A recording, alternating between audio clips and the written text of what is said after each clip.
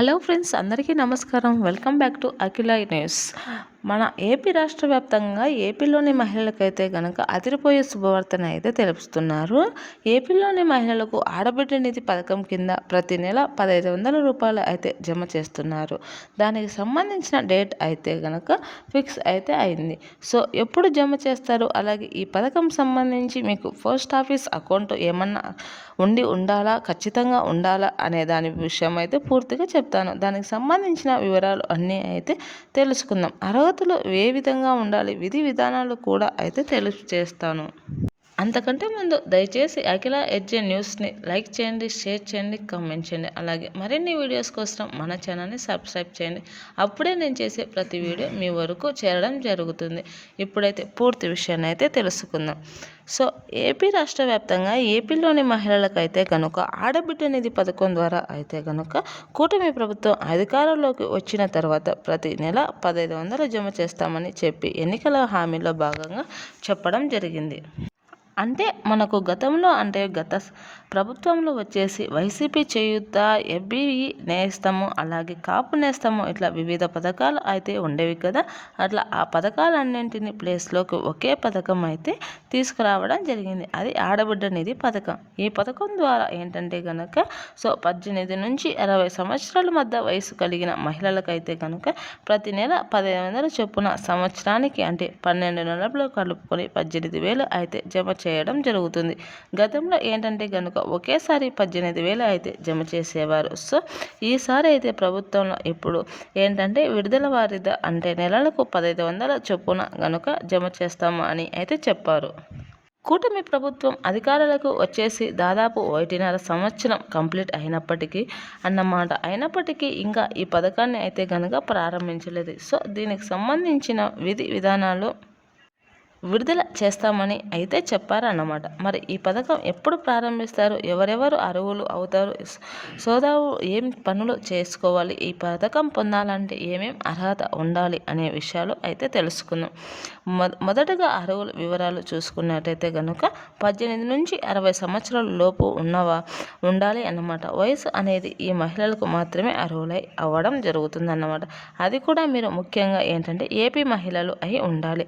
మీ పూర్తిగా ఆంధ్రప్రదేశ్కి చెందిన వారే, మీ యొక్క అడ్రస్ మొత్తం కూడా ఆంధ్రప్రదేశ్లో ఉన్న వారి మహిళలకు మాత్రమే అయితే ఈ పథకం అయితే వర్తిస్తుంది అన్నమాట. ఇది పూర్తిగా ఆంధ్రప్రదేశ్ మహిళలకు మాత్రమే కనుక ఇది ఆధార్ ద్వారా కూడా లెక్కించడం జరుగుతుంది. మీరు పూర్తిగా ఆంధ్రప్రదేశ్ మహిళలై ఉండి అడ్రస్ పూర్తిగా ఆంధ్రప్రదేశ్దే ఉండాలి. ఎందుకంటే బయట రాష్ట్రాల నుంచి వచ్చి కొంతమంది ఏపీలో ఉంటారు కదా. సో వాళ్ళు ఈ పథకాన్ని ఉపయోగించుకోరు. వారికి ఈ పథకం అనేది అయితే వారికి వర్తించదు. అలాగే ఏపీ నుంచి వెళ్ళిపోయి బయట ఉంటారు కదా శాశ్వతంగా. సో వాళ్ళు కూడా ఈ పథకానికి అయితే ఎలిజిబుల్ అయితే అవుతారు. అంటే వేరే రాష్ట్రాలలో ఉన్నవారు ఆంధ్రప్రదేశ్ మహిళలు అయితే వారికి కూడా అమౌంట్ అనేది ఖాతాలో జమ అవుతుందని అయితే చెప్పడం జరిగింది. ఇట్లా ఖచ్చితంగా మీ ఏపీ వాసులై ఉండాలి. అదేవిధంగా ఏంటంటే కనుక ఇతర పథకాల ద్వారా లబ్ధి అనేది పొందకూడదు. అలాగే మీరు 18 సంవత్సరాలు నిండి ఉండి మీరు స్టూడెంట్స్ అనుకోండి. సో చదువుకుంటూ ఉంటారు, స్కాలర్షిప్లు వస్తూ ఉంటాయి, ఫీజు రిమెన్స్మెంట్ వస్తూ ఉంటుంది. సో అట్లా వస్తే ఒకవేళ మీరు ఈ పథకానికి ఇన్వాలిడ్ అయ్యే ఛాన్స్ ఉంది. ఇంకా ఇదైతే రూల్ అయితే పెట్టలేదు. సో అలాగే 60 సంవత్సరాలు దాటిన వారికి అయితే ఈ పథకం అయితే వర్తించదని చెప్తున్నారు. ఎన్టీఆర్ భరోసా పథకానికి అర్హులై అవుతారు కాబట్టి వాళ్ళని కూడా అయితే గనుక ఎలిజిబుల్ కారు అనేసి చెప్పడం జరిగింది.